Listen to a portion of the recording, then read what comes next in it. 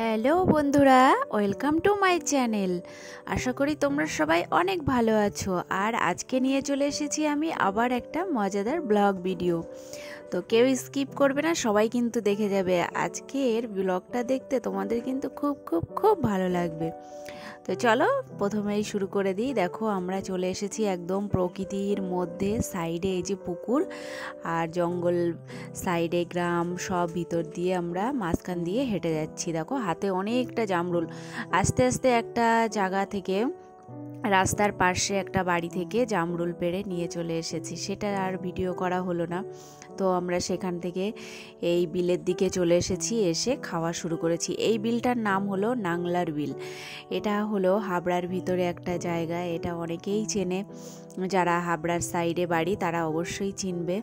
তো এইখানে আমরা চলে এসেছি। আর ওই যে দেখো দূরে সব মহিলারা জমিতে চাষ না, কাজ করছে। এখন তো তিলের সময়, তিল উঠছে, তো তারা এই তিলগুলো তুলে ঘরে নিয়ে যাবে।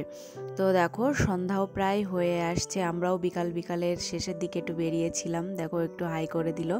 সবাই মিলেই কিন্তু আমরা জামরুল খাচ্ছি আর হেঁটে হেঁটে যাচ্ছি। হেঁটে যাব একটা জায়গায়, সামনেই একটা জায়গা আছে, সেইখানে বেশ সুন্দর হাওয়া হয়, সেইখানটায় যাব। আর এই যে দেখো বাড়ির ভিতর দিয়ে যাচ্ছি, বিলের মধ্যে বাড়ি। এই সব বাড়িগুলোই দেখো কত সুন্দর, বাচ্চা কাচ্চাগুলো খেলাধুলা করছে। তারপরে এই বাচ্চাটা একদমই সাইড দিচ্ছিল না, তারপরে বললাম একটুখানি সাইড দে, আমরা একটু যাই। তারপরে আমরা এগিয়ে যাচ্ছি সামনের দিকে। আর দেখো সূর্যটা কি দারুণ লাগছে, চারিদিকটা লাল। আর যেটা বলছিলাম, এইসব বাড়িগুলোতে কিন্তু জল উঠে যায়, জানো তো। যখন প্রচুর বৃষ্টি হবে, এই যে কদিন পরে আষাঢ় মাস, আষাঢ় শ্রাবণ, এই টাইমটায় প্রচুর পরিমাণে বৃষ্টি বাড়ে। পুরো এরিয়াটা বিলের এরিয়া, তার জন্য এখানে জল উঠে যায় অনেকটা। এদের সবার বাড়ি প্রায় নৌকা থাকে, নৌকায় করে যাতায়াত করে এরা। তো দেখো আমরা একটা ভিতরের রাস্তা দিয়ে এবারে নেমে যাব। এটা কাঁচা রাস্তা, আর ওই সাইডেটা হলো ঢালাই রাস্তা। এটা একেবারে কাঁচাও না, আগে একটা রাস্তা ছিল ইটের, সেই রাস্তাটাই বরাবর আমরা সামনের দিকে হেঁটে যাব। আর এইখানে দেখো প্রচুর মানুষ কচু চাষ করে। এই বিলে জল থাকে বলে এখানে প্রচুর কচু চাষ করা হয়। তারপরে এই যে এই জমিটাই ছিল তিলগুলো তুলে নেওয়া হয়েছে। তো আমরা সামনের দিকে হাঁটতে হাঁটতে এগিয়ে যাচ্ছি। আর সূর্যটা দেখো কত সুন্দর লাগছে। এই বিলের একটাই মানে ভীষণ ভালো লাগে, এখানে বিকালটা হলে সবাই এই বিলটায় চলে আসে আনন্দ করার জন্য, হাওয়া খেতে। আর ওখানে বিভিন্ন টাইপের খাবারও পাওয়া যায়, সেই সবগুলো খেতে সবাই চলে আসে এখানে। মানে মোটামুটি একটা টাইম পাস করার ভালো জায়গা। তো আমার বাড়িতে দুটো ননদ এসেছিল, যেহেতু আমরাও বাড়ি বসে বসে বোরিং হচ্ছিলাম, তো ভাবছিলাম চলো না ওদেরকে একটু দেখিয়ে নিয়ে আসি বিলটা কেমন।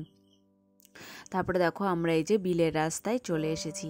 এই জায়গাটা কিন্তু অনেক সুন্দর, অনেক সাইড দিয়ে সব ভেরি, মানে যেটা জলকার বলে, যেখানে মাছ চাষ করা হয় অল্প জলের ভিতর, সেই টাইপের পুকুরগুলো এখানে কিন্তু অনেক আছে। চাষের জমিও আছে, আবার একটা ছোট খাল মতোও আছে, যেখানে নদী যেখানে জল থাকে সারা বছর। আর এমনি জায়গাগুলো সারা বছর জল থাকে না। তো দেখো আমি একটু তোমাদেরকে সবাইকে দেখিয়ে দিচ্ছিলাম যে আমি ব্যাক ক্যামেরা ধরে আমাকে কেমন লাগছে। ও আবার এসে দেখছে যে আমাকেও কেমন লাগে। একটু দেখো ওইদিকে, দেখো ওই যে দুইজন দাঁড়িয়ে আছে ননদ। তারপরে আমরা এবারে সামনের দিকে আবার যাব, চলো। তারপরে গিয়ে এইখানে এই যে বিখ্যাত হলো পুটু কাকু। আমাদের ছোটবেলা থেকে যে খাবার, যার কাছে খাবার খাই, সেই কাকু হলো পুটু কাকু। স্কুল লাইফে ওনার কাছ থেকেও অনেক খাবার খেয়েছি।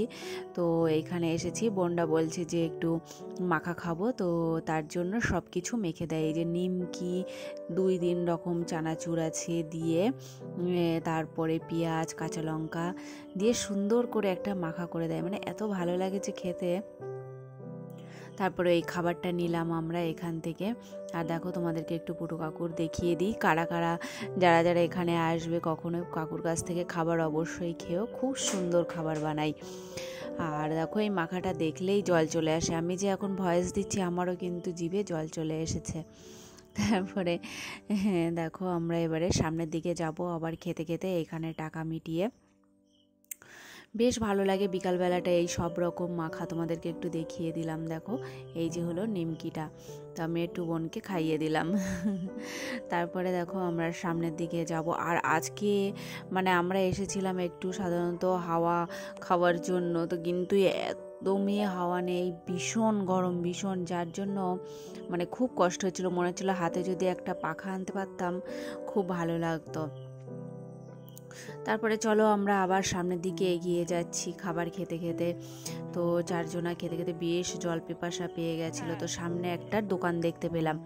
এই দোকানটাতে সব কিছুই পাওয়া যায়, এখানে কোল্ড ড্রিঙ্কস, তারপরে ঠান্ডা জল, তারপরে সিঙ্গারা, প্যাটিস, মানে এই বিকালবেলাটায় এইখানটায় ভাজে। দেখো এইখানটায় পুরো একদম তুমি একটা গ্রামের দৃশ্য খুঁজে পাবে, মানে চারিদিকে প্রকৃতি আর মাঝখানে এরকম টাইপের একটা ঘুমটি দোকান।